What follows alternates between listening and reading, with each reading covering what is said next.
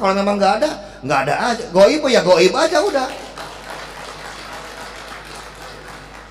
Kalau bapaknya nggak ada, ya anaknya juga nggak ada. Ya namanya Ubaidillah bin Ahmad.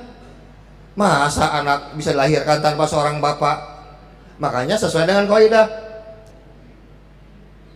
idza saqatal aslu saqatal furu, di mana atasnya roboh, roboh semua. Jadi kalau kita bahas ilmu rijalul hadis, nggak peduli yang namanya Ahmad Al-Muhajir, Ubaidillah, Alwi bin Alwi, kemudian ke bawahnya Faqih Muqaddam, ya semuanya goib aja, sudah aja nggak ada. Satu. Yang kedua, kan beliau ini kan diglorifikasi, dilebih-lebihkan, disebut dengan Imam Mujtahid Mutlak. Betul begitu? Saya cari kurang lebih dalam 50 kitab yang hidup yang paling sejaman, kurang lebih itu sekitar 500 sampai 600 tahun dari prediksi awal mula kehidupan Ahmad bin Isa yang katanya abad 3 atau abad 4 dan wafat tahun 345 Hijriah. Ya aneh sebetulnya, kok bisa ada orang meninggal 345 Hijriah, lah orangnya sendiri nggak pernah dilahirkan kok. Saya bilang, kapan matinya? Lahir aja enggak, belum lahir udah mati. Aneh lagi, aneh, tambah aneh kalau saya itu. Beliau disebut dengan mustahid mutlak. Beliau kan ini dalam kitab-kitab Ba'alawi kan diriwayatkan beliau ini terlahir dari seorang bangsawan, bahkan sebut dari keturunan kerajaan yang hidupnya sangat enak, sangat mewah, mendapatkan privilege luar biasa. Dengan itu beliau sekarang diberikan waktu untuk sekarang menimba ilmu tafsir Quran, ilmu hadis, sejarah, fikih, sastra, semua. Kurang lebih sampai umur 43 atau 48 tahun, atau kurang lebih antara tahun 317 sampai 322 Hijriah. Ini adalah usia yang matang untuk seseorang, pantaslah kalau disebut dengan mustahid, pantas disebut dengan imam mustahid.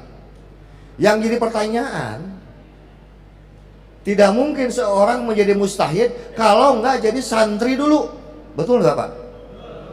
Pertanyaannya dalam ilmu rijalul hadis, guru ngajinya siapa? Guru Qurannya siapa? Hadisnya siapa? Guru sekarang fikihnya siapa? Guru sekarang sastranya siapa? Ngajinya di mana? Di kota apa? Masjid apa? Pesantren apa?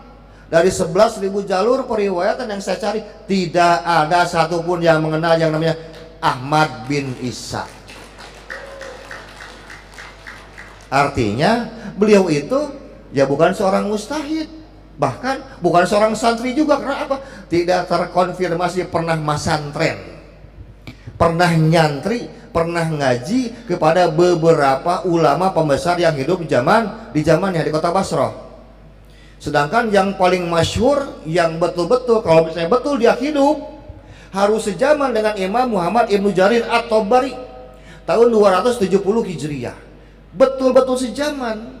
Dan Imam Ibnu Jarir At-Tabari memiliki ratusan para ulama yang yakin akan direferensikan untuk mendidik seorang Ahmad Al-Muhajir karena berasal dari keluarga terpandang. Apakah sekarang ada murid-murid Imam Muhammad Jarir At-Tabari yang meriwayatkan bahwa mereka punya murid yang namanya Ahmad Muhajir? Tidak ada. Dicek dalam kitab Al-Basri, itu adalah kumpulan ulama-ulama yang hidup di Basrah khusus, jumlahnya ribuan, tidak ada satupun. Kita cek dalam kitab Tarikh At-Tabari, di dalamnya ada 70.000 nama ulama yang tidak kenal satupun dengan Ahmad bin Isa. Kan ini aneh. Tapi jadi imam mustahid, tapi nyantri nggak pernah, lahir juga nggak tahu di mana, tiba-tiba jadi mustahid mutlak, luar biasa. Saya bilang ini orang ini. Nah inilah kajian ilmu rijalul hadis. Makanya saya meyakini 100%. Jadi saya bukan copy paste. Kita riset. Kayak Iman, saudara saya riset. Tuh Bagus Mogi juga riset. Manhem Ali juga riset. Semuanya melakukan riset dan memiliki jawaban yang sama. Nanti masalah bab nasab mungkin ada sedikit perbedaan karena beda kajian. Tapi tujuannya adalah untuk menguatkan bahwa tesisnya Imam itu betul. Apalagi namanya Ubaidillah. Itu betul-betul tidak ada. Saya cek dari 4 nama, Abdullah, Abdillah, Ubaidillah, dan Ubaidullah, itu tidak ada. Bin Ahmad itu, bin Isa.